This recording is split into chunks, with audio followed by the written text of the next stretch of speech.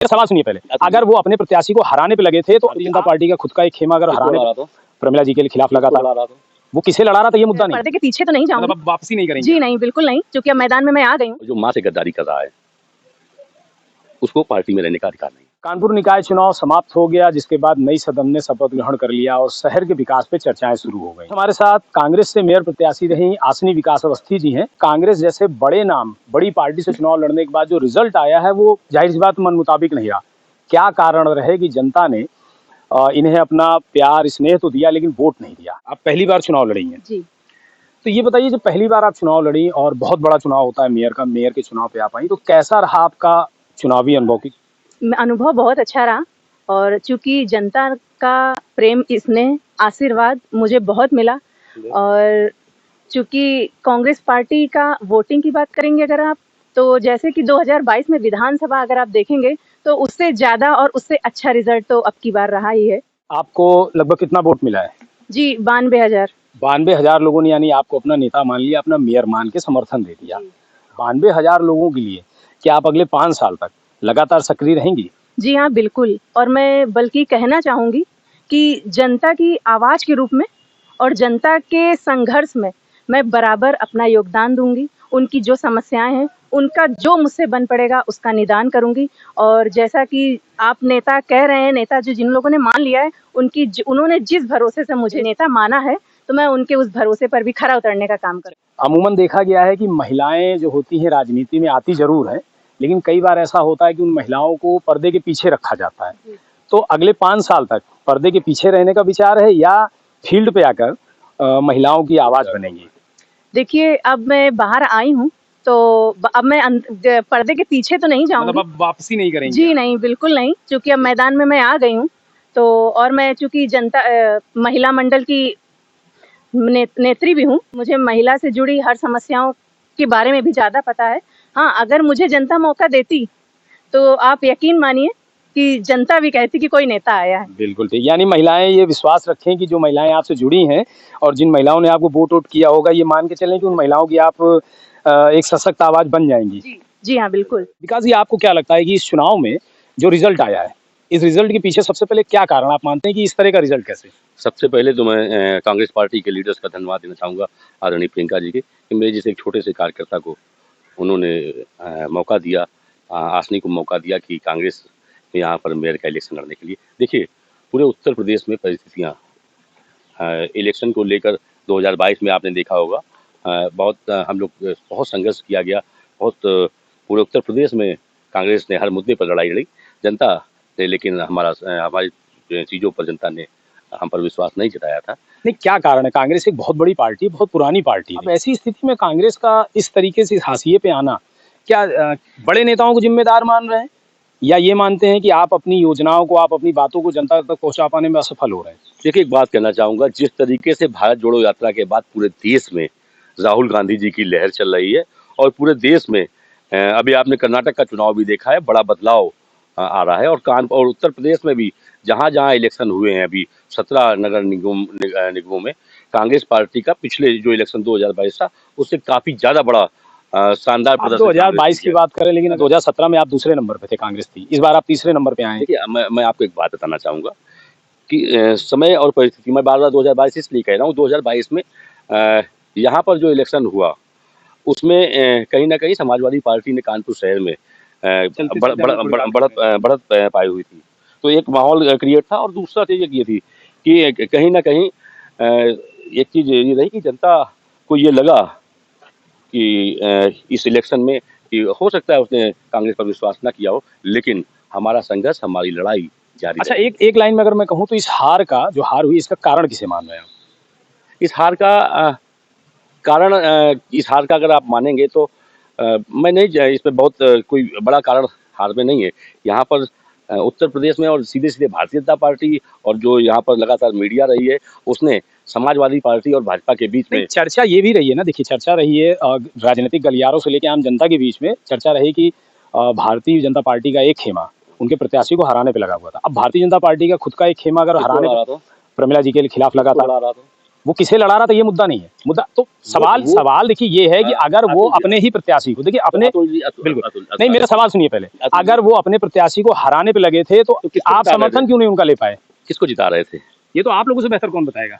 आप पत्रकार हैं, आप देखिए ये हम नहीं बताएंगे आपसे, हो सकता है हम जानते हो, पर हम ये सब नहीं बता सकते आपसे ना।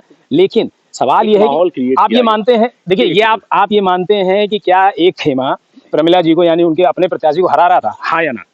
जिस दिन से यहाँ पर योगी ने रैली की, मुख्यमंत्री ने रैली की थी, उस दिन के बाद से वो सारी चीजें वहाँ पर जो देखने को मिला था मंच के माध्यम से कि वो लगभग सारी चीजें समाप्त हो गई थी। यानी जो चल रही थी चर्चा वो वहीं से समाप्त हो गई। लेकिन यानी थी चर्चा ना।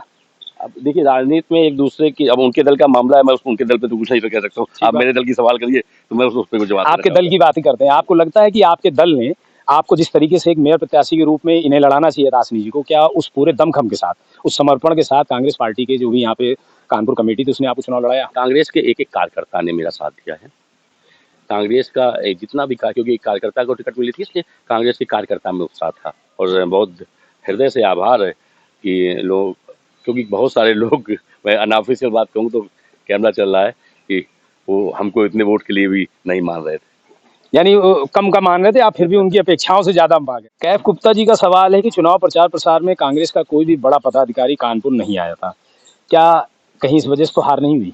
देखिए एक हम लोगों के लिए सबसे महत्वपूर्ण चुनाव पूरी पार्टी के लिए एक कर्नाटक का चुनाव भी चल रहा था, और कर्नाटक के चुनाव की वजह से सारे नेता लीडर्स वहाँ पर फंसे हुए थे, और इस वजह से यहाँ पर नहीं। लेकिन चुनाव तो देखिए भारतीय जनता पार्टी का भी था, उनके लीडर भी वहाँ फंसे हुए थे। यूपी में आपके चुनाव में नहीं आना, सवाल उनका यही है कि भारतीय जनता पार्टी के, मैं फिर एक बात कहना चाहूँगा, भारतीय जनता पार्टी के जो उत्तर प्रदेश के मुखिया हैं योगी जी, और जो उप मुख्यमंत्री दोनों है वो भी, और पूरी कैबिनेट यहाँ पड़ी रही है। भारतीय जनता पार्टी की पूरी कैबिनेट यहाँ पर, पूरी सरकार चुनाव लड़ रही थी। उधर अखिलेश यादव, डिम्पल यादव जी, शिवपाल यादव। गौरव कुशवाहा जी पत्रकार हैं, उनका सवाल है कि कानपुर भर के मीडिया संगठनों से समर्थन लेना कितना सही था और क्या सोचकर ये किया गया? आपके यहाँ से सभी लोग पत्रकारिता की फील्ड से आते हैं, फिर भी इन्होंने लोकतंत्र में जहाँ हर पत्रकार को पक्ष विपक्ष देखे बिना काम करना होता है, उसे बांधने का प्रयास किया। देखिए एक चीज समझिए, बांधने, जब कोई संगठन होता है, पत्रकार स्वतंत्र, पत्रकार के ऊपर कोई सवाल नहीं होता। जब जहाँ संगठन आ जाता है, किसी अखबार ने समर्थन नहीं किया था, किसी संस्थान ने समर्थन नहीं किया था। नहीं, कई संस्थानों ने आपके पक्ष में लेटर जारी किए। मीडिया का वो देखिए चीज समझिए, वो आपके संस्थाएं, वो मीडिया क्लब नहीं है, वो मीडिया क्लब है। तो मीडिया क्लब ने जो आपको समर्थन दिया होगा, उस क्लब के पत्रकारों की सहमति पे तो दिया होगा। छतरी महासभा ने समर्थन दिया। नहीं, वो राजनीतिक सभाएं हैं, वो दे सकती थी। आप फिर इस चीज पे थोड़ा सा एक चीज समझिए, राजनीतिक, यहाँ भी तो इलेक्शन होता है ना, पॉलिटिकल ये भी हो गया भाई। किसी पर्टिकुलर किसी अखबार ने तो समर्थन नहीं दिया था। जो मीडिया से जुड़े हुए लोग पदाधिकारी उस अलग अलग संगठनों में हैं, उन्होंने दिया समर्थन, उसका हृदय से आभारी रहूंगा जीवन भर, उनका धन्यवाद है।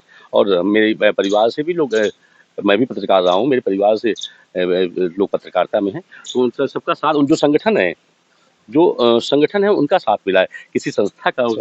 रामेंद्र अवस्थी जी का सवाल है कि मूक दर्शक बनकर विरोधी प्रत्याशियों की साम दाम दंड भेद, पूरे चुनाव में एक विशेष गाना बजाकर वोट भी मांगा गया, का शिकार कब तक कांग्रेस पार्टी होगी? और क्या कोई शहर में कांग्रेस का ऐसा भी नेता है जिसके नाम पर खंड खंड विभाजित हो पार्टी जो है हो चुकी है, वो एक सूत्र में बंद के चुनाव लड़े? कांग्रेस पार्टी एक लोकतांत्रिक पार्टी है, और बड़ा एक दूसरे को पर एक दूसरे का साथ देकर यहाँ तक कांग्रेस ने लगातार बहुत सारी चीज़ों में, कांग्रेस दूसरी पार्टियों की अपेक्षा ज़्यादा लोकतांत्रिक पार्टी है, इसलिए यहाँ पर सबको अपनी बात कहने का अधिकार है, सबको बात अपनी बोलने का अधिकार है। लेकिन जो आपने कहा कि पार्टी में हमारा कोई खंड नहीं है, कोई भी खंड नहीं, सारे कार्यकर्ता एकजुट होकर एक साथ लड़ रहे थे। आप AICC के मेंबर हैं, साथ में आप प्रदेश सचिव भी हैं कांग्रेस पार्टी से, और इस चुनाव में एक खास चीज़ देखी गई कि मीडिया में कई ऐसी खबरें आई कि शहर के कई बड़े नामों ने, बड़े नेताओं ने सभासदी के चुनाव में भी उन्होंने भीतरघात किया, कई दूसरे प्रत्याशियों को लड़ाया।